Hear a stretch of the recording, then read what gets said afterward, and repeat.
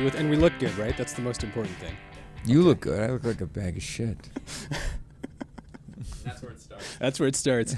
Welcome to a very special edition of Exposure. I'm sitting down with Chris Murphy from Sloan, who are currently on tour in support of their 14th studio album based on the bestseller. Yes. At the time of this conversation, Sloan's playing the Palace Theater tonight.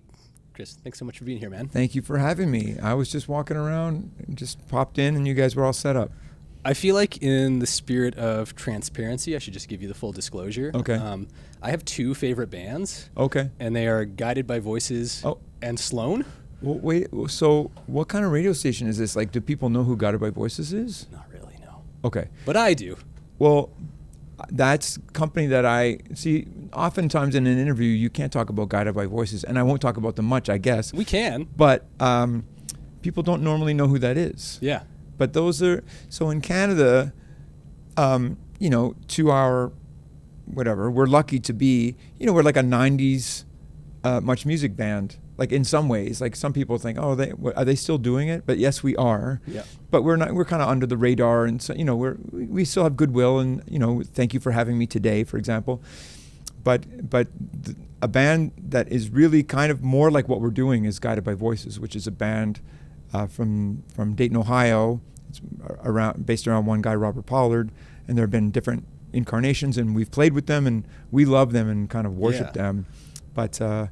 But nobody, if you're talking in Canada on anything with any kind of reach, people don't know who that is.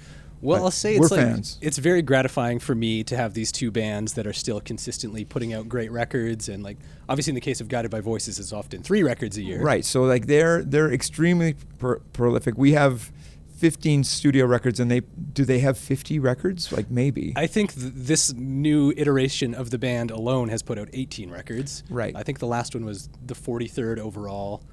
Right. And then you get into Bob's solo records and side projects. So, there comes, I wish that we had released records more often than we have.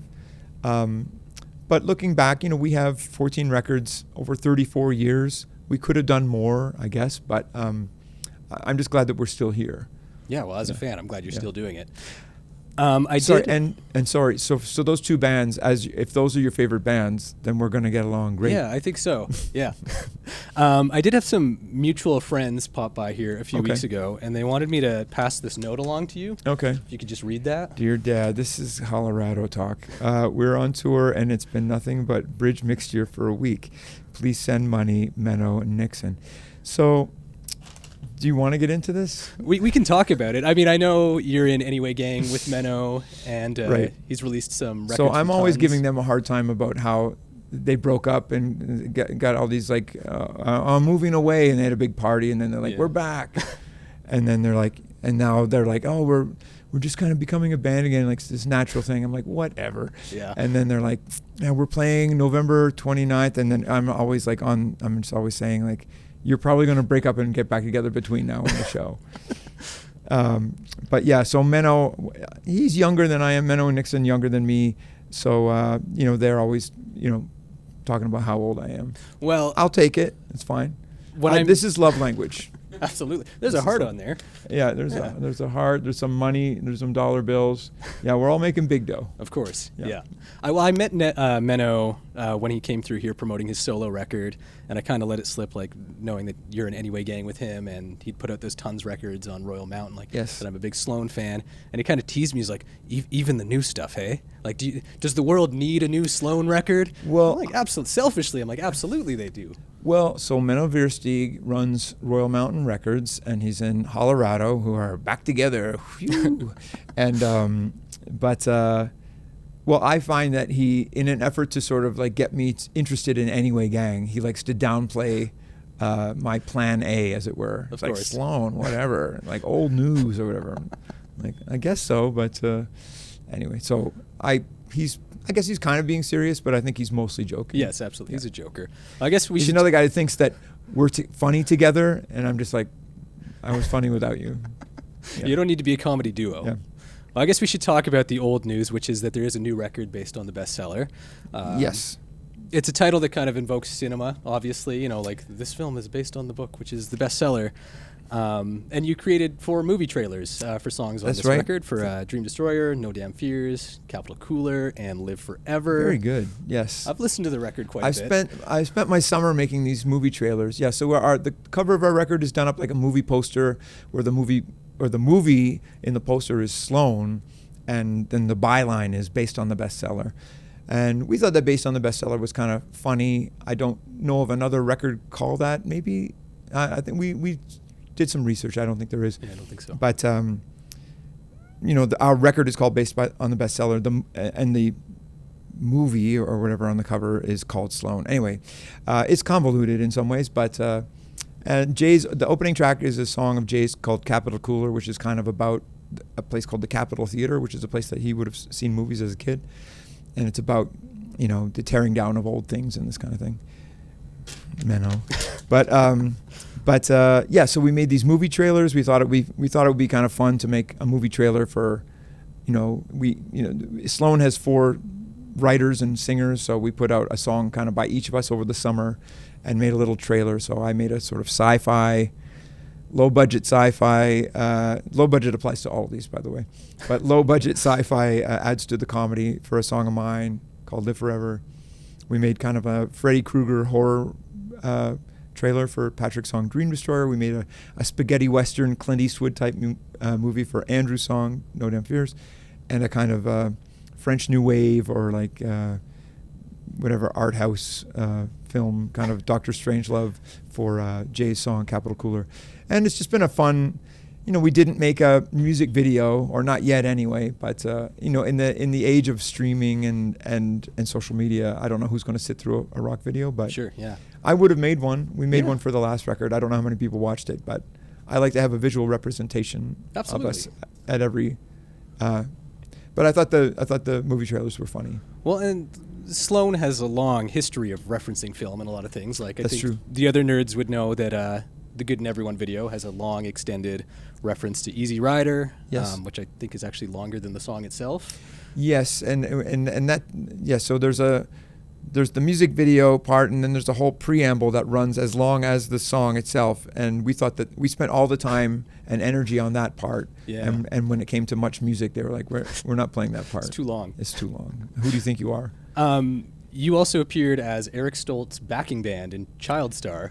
That's true too. What can you tell me about that? We're buddies with Don McKellar, the writer-director of Child Star. There are 2 Child Stars, and but this is probably the lesser known. But it was fun to interact with Eric Stoltz. Like, he's not my buddy or anything, Sure. but we were thrilled to do it. And Patrick isn't there because I think his son was born on that day, so he didn't come. Was that done in LA when you were doing Action Pact, or was that in Canada? No, it was just done in the suburbs of Toronto. Okay. Yeah, and Don McKellar, he wrote The Red Violin. He had a musical or a show on Broadway called The Drowsy Chaperone. Okay. He's a super cool guy. He made movies and stuff like that. He's the best. I kind of touched on Action Pact there, which is a record you did in LA. Action Pact is our 7th record. Yes. And 2003. I don't know if it was a weekend off or something, but you guys became Weezer for a weekend. You backed Rivers Cuomo on a B-side that came out.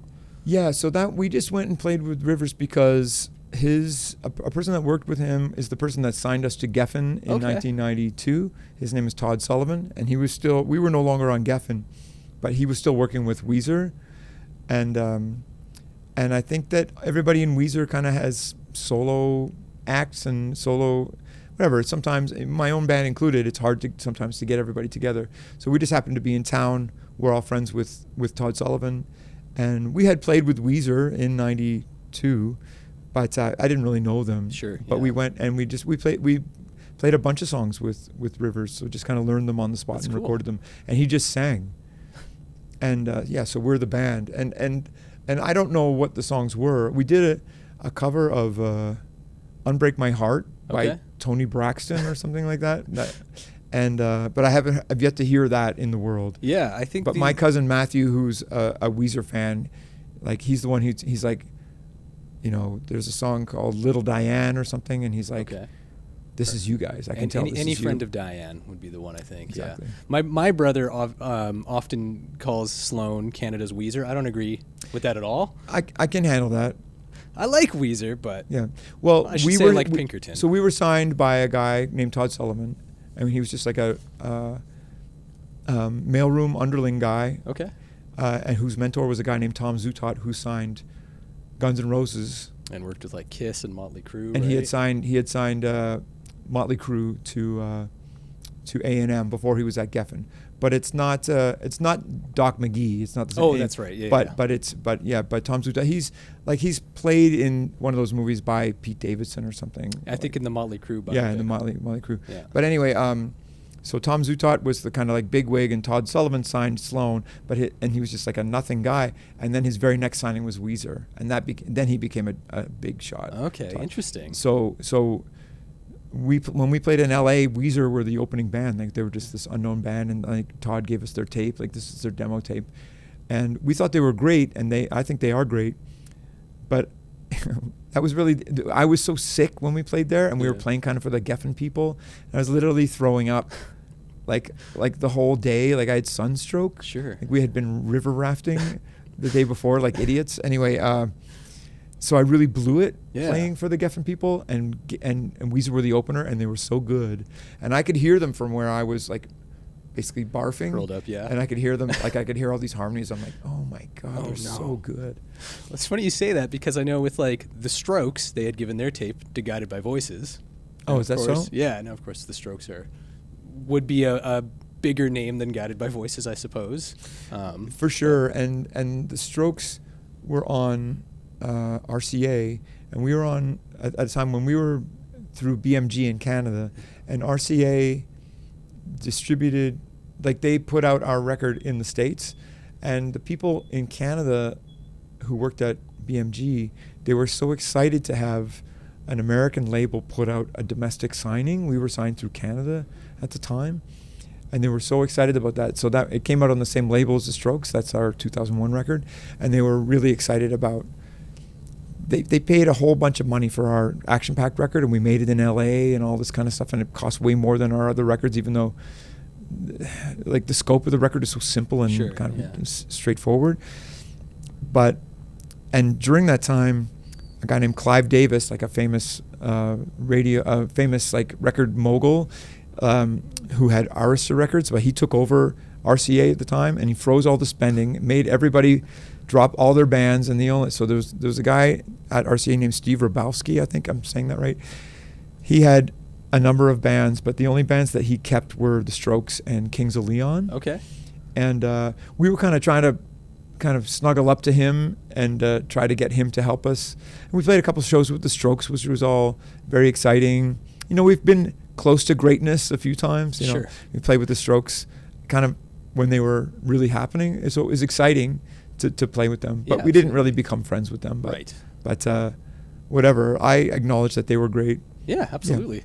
You know, Sloan are Guided by Voices, but that's just my opinion. I agree. Like everybody you've mentioned, Weezer, Strokes, Guided by Voices, like these are all excellent. I think they're all. You've yet to name a stinker. I try to avoid the stinkers myself, but yeah.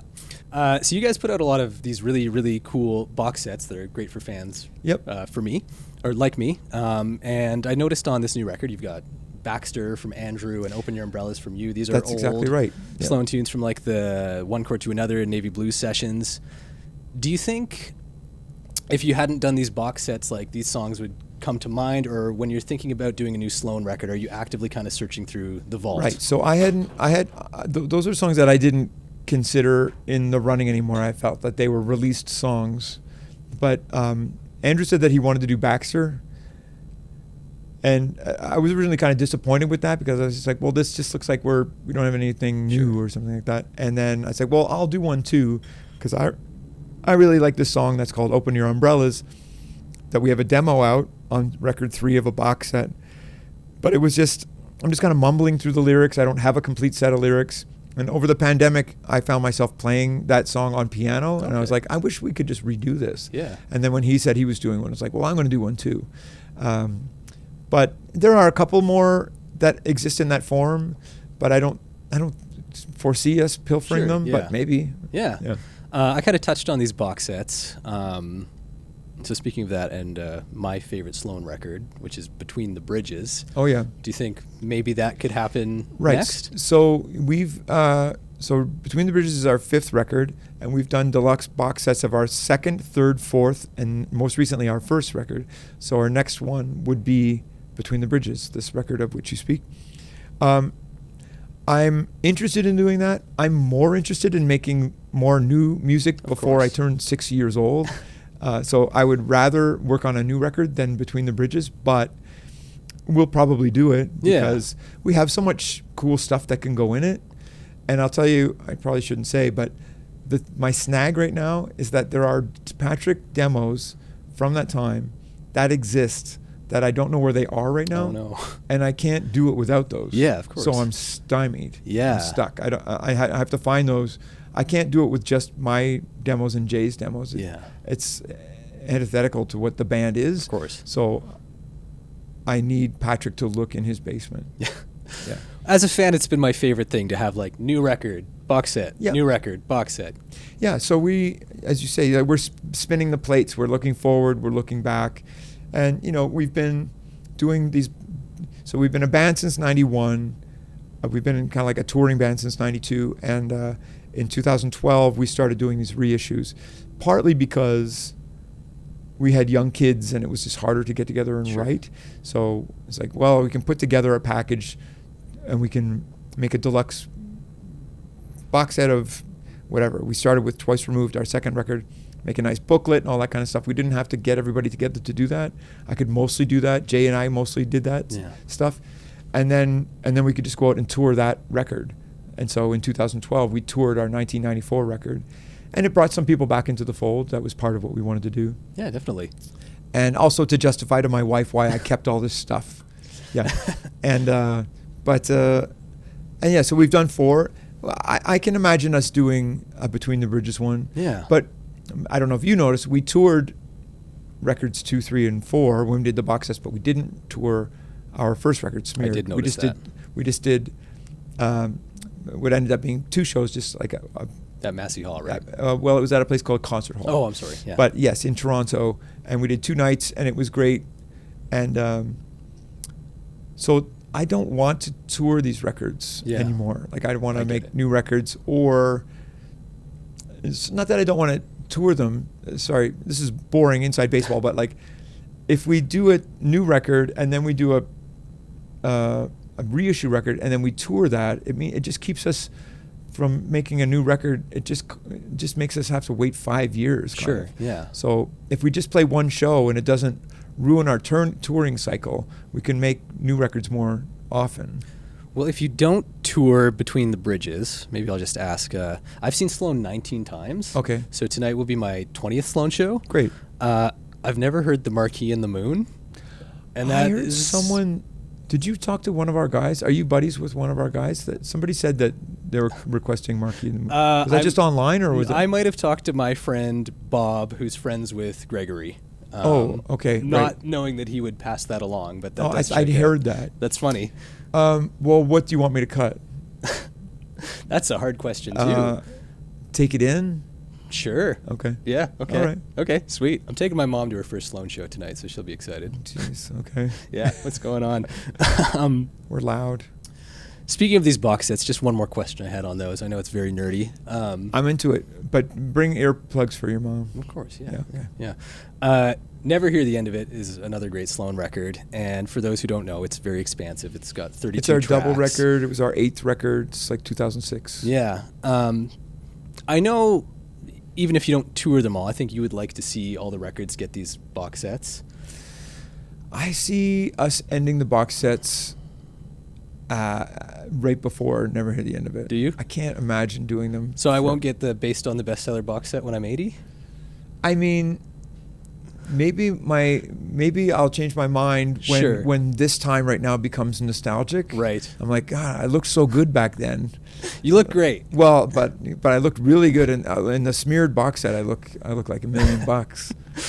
Let's say you were to do Never Hear the End of It. Like, is there stuff that got left on the cutting room floor of that record? The only thing that we did, our little nod to that, or the fact that we're probably not going to do one, is we did like a little double 7-inch. That's right. Of one demo each. You know, there probably are more, but Sure. It's just getting into the ridiculous at some point. Yeah. But never say never. Never say never, hear the end of it. But I can see us doing Between the Bridges would be next, then Pretty Together, then Action Packed. We have lots of stuff for all that stuff. Yeah, totally. And I feel like there's more of a story we can tell, because we tell these stories in the booklets and all that kind of stuff. But like after Never Hear the End of It, it's like, then we had kids and we were just grinding. And we were just in Toronto. trying to work. Yeah. They're just a working band. Like I think the records are special. Like I think they're good. Mm-hmm. But you know, they really, I don't know how much we affected culture. But, Sure. But anything from 2003 and before, at least we were kind of part of culture and on TV, and people knew who we were. Like the last 7 records we've done have been almost in secret, you know, to fans or like people paying attention. And I'm very, whatever. I don't mean to be dismissive of that. No, but I realize that we're not, you know, when we get paid to play at a festival, I realize we didn't need to write any songs after 2003. Yeah. But we did. And I'm glad you did. Yeah, so we are, you know, on the one hand, we're a heritage act that's just like kicking against the idea of being a heritage act. Well, I'm happy to be a heritage act because we get paid like a heritage act. I saw you at the Stampede this year. It was great. Yeah. It's great. So when we play that, we deliver. Like we play everything we're supposed to play. Yeah. Your mom might be in for some new material. She's prepared for that. As a working band, you know, you guys have been doing it 30 years. 4 unique songwriters, 4 unique voices. Mm-hmm. I can't think of another band. Like Kiss couldn't do it. The Beatles had a decade. You know? Right. So the Beatles and Kiss are my avatars or my examples. The Beatles did it properly. Yeah. They existed for whatever it was, 7 years or not that much, and they broke up. Kiss existed for 7 years, kind of perfectly, and then but just kept going, but then they changed they screwed with the chemistry. Like they started getting rid of people. Understandably, those guys were a problem, but I definitely became disinterested. Yeah. So I feel like the stuff up until Dynasty of Kiss counts and everything else doesn't count. But they're my example of why, even though I would fantasize about kicking out any of the guys in the band, I'm joking, but like I can tell what would be easier if this guy weren't here. But you can't do that. Yeah. It's just like it wrecks it for fans. Absolutely. And I'm a fan of the Beatles and Kiss, but I'm also a fan of my own band. I want to do what is right for the fans. And sometimes it's just you just have to take the hard route because it's the right thing to do. Well, we should also give a shout out to Gregory McDonald because he's been in the band nearly 20 years now. Gregory's coming up on 20 years. I have to celebrate that guy. Like he's just made us. I'm kind of joking, but it's like we were like the Ramones or whatever, and then like Rick Wakeman joined, and then it's like, oh, geez, we can do anything now. Yeah. But so we remain, I guess, kind of an ambitious garage band, but and I think the last couple of records have been a bit not less ambitious, but like a more kind of like straight ahead rock records. When Gregory kind of went in from 2011 and 2014, like those records, like he really made them orchestral and really, but he's a special player, a great singer, and the funniest guy. Like he just could immediately hang with us. That's great. He was I kind of knew him first, and I was nervous about bringing him into I didn't know if he would get along with everybody, you know, because that's kind of the most important thing. Sure.